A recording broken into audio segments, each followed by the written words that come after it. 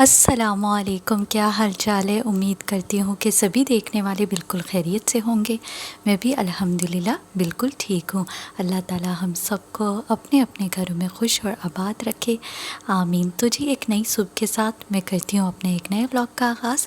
और इस वक्त तकरीबन 8:30 बज रहे थे, तो मैं आ गई थी किचन में नाश्ता बनाने के लिए। तो आज था संडे, तो मैं अपनी संडे रूटीन जो है वो आप लोग के साथ शेयर करूँगी। तो वीडियो को फुल वॉच कीजिएगा, और अगर तो न्यू है तो सब्सक्राइब भी कर लीजिएगा। तो आज मैंने सोचा कि ब्रेकफास्ट में जो है वो ऑमलेट बना लेती हूँ। काफ़ी वक्त हो गया कि मैंने ऑमलेट नहीं बनाया, तो बस मैं यहाँ पर ऑमलेट अपने लिए बना रही थी। अच्छा, मैं जब प्रॉपर ऑमलेट बनाती हूँ तो मैं इसी तरह से करती हूँ कि पहले प्याज को थोड़ा सा सौटे करके, मतलब हल्का सा फ्राई करती हूँ, और टोमेटो डाल के उसको भी थोड़ा सा फ्राई करती हूँ। उसके बाद जो है वो उसको किसी बॉल में डाल के उसमें एग डालती हूँ, नमक और काली मिर्चें। वैसे तो लोग जो है वो इसी तरह से डायरेक्ट अंडे में जो है वो प्याज और टमाटर और मिसाले वगैरह डाल के उसको मिक्स करके जो है वो ऑमलेट बनाते हैं। लेकिन इस तरह से अगर आप पहले से प्याज और टोमेटो को फ्राई करके बनाए ना, तो इस तरह से टेस्ट में जो है वो काफ़ी डिफरेंट होता है, यानी काफ़ी मज़े का लगता है। तो मैंने इसी तरह से जो है वो ऑमलेट बना के अंदर जो है वो ब्रेड में डाल दिया था। इस तरह से मुझे जो है वो ज़रा ज़्यादा मज़े का लगता है। तो बस यहाँ पर जो है वो अब मैं ब्रेकफास्ट अपना एंजॉय करूँगी। तो ब्रेकफास्ट करने के बाद जो है वो मैंने सोचा कि आज टेरेस क्लीन कर लेती हूँ। कल मैंने टेरेस क्लीन नहीं किया था, बस इसी तरह से झाड़ू लगा लिया था। और वैसे भी आज मैंने कुछ अपने कपड़े भी धोने थे। तो जब भी हम कपड़े वॉश करते, चाहे वो मशीन में हो या बाय हैंड हो, तो उससे पहले जो है वो टेरेस हम ज़रूर क्लीन करते हैं। वैसे तो पिंस पर जो है कपड़े वगैरह लटके होते हैं, तो इस तरह से नीचे गिरने का ख़तरा नहीं होता, लेकिन फिर भी साफ़ सुथरे टेरेस पर जो है वो ज़रा अच्छा लगता है जो है कपड़े लटकाने का। तो इसलिए ज़रा अच्छे वाइब्स आते हैं, तो इसलिए। और थोड़ा सा गंदा भी हुआ था टेरेस, क्योंकि मिट्टी जो है वो रोड से जो है वो बहुत ज़्यादा आती है, क्योंकि हमारे घर के बिल्कुल साथ जो है वो रोड है, जिससे जो है वो गाड़ियाँ आती जाती है। तो इसलिए मिट्टी जो है वो बहुत जल्दी हमारे टेरेस पे लगती है। तो इसलिए सोचा कि आज ज़्यादा और क्लीनिंग का तो इस तरह से काम नहीं है, तो बस यहाँ पर जो है वो मैंने टेरेस अच्छी तरह से जो है वो क्लीन कर लिया था। तो अब मैंने सोचा कि अब जो है वो अपने कपड़े वगैरह जो है लॉन्ड्री के वॉश कर लेती हूँ। तो यहाँ मैंने कपड़े जो है वो अपने रख लिए थे। अच्छा, आज भी जो है वो सुबह ही सुबह जो है इंतहा की गर्मी थी, यानी टेम्परेचर बहुत ज़्यादा हाई था। अच्छा, एक व्लॉगर का मैं ब्लॉग देख रही थी, यहाँ पर मैं उनका नाम नहीं लूँगी चूँकि मैंने उनको सब्सक्राइब किया हुआ है, तो इसलिए उनकी जो भी वीडियो होती है वो अपलोड करती है, तो वो ज़ाहिर है मेरे सामने आ जाता है।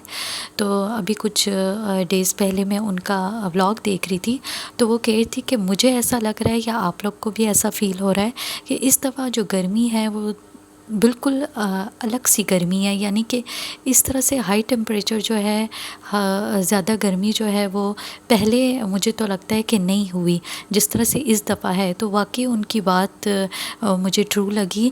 वाकई इस दफ़ा हम ख़ुद भी कह रहे हैं कि इस दफ़ा जो है वो थोड़ी सी अलग सी गर्मी है, यानी कि टेम्परेचर इतना कुछ हाई पिछले साल भी नहीं था जितना कि इस दफ़ा हाई हुआ है। तो यकीनन आप लोग को भी ऐसे ही लग रहा होगा, क्योंकि पसीना जो है वो इस दफ़ा कुछ हद से ज़्यादा ही, मतलब थोड़ा सा काम करो तो बहुत ज़्यादा पसीना इंसान को आता है। ज़ाहिर है टेम्परेचर जितना ज़्यादा हाई होगा उतना ज़्यादा जो है वो इंसान को पसीना भी आता है। लेकिन खैर ये है कि अपने आप को जो है वो हाइड्रेट रखना चाहिए, ज़्यादा से ज़्यादा पानी वग़ैरह जो है उसका इस्तेमाल करना चाहिए, जिस तरह मैंने पिछले व्लॉग में भी आप लोग को कहा था। और ख़ासकर अपने बच्चों का ज़रूर ख्याल रखा करें। उनको भी, चूँकि कुछ बच्चे जो है वो पानी में जो है पीने में लापरवाही करते हैं, तो लाज़मी उनको भी साथ साथ जो है वो पानी का इंटेक लाज़मी दिया करें।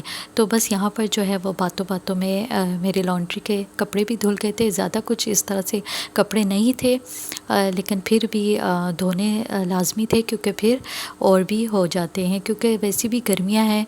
तो गर्मियों में आपको पता है कब कपड़े वगैरह जो है वो जल्दी जल्दी इंसान तब्दील करता है। तो बस फिर मैं यहाँ पर आ गई थी अपने रूम में और सोचा कि मैंगो वगैरह जो है वो थोड़ा सा इंजॉय कर लेती हूँ, आराम कर लेती हूँ, क्योंकि बीच में वक्फ़ा जो है वो लाज़मी है।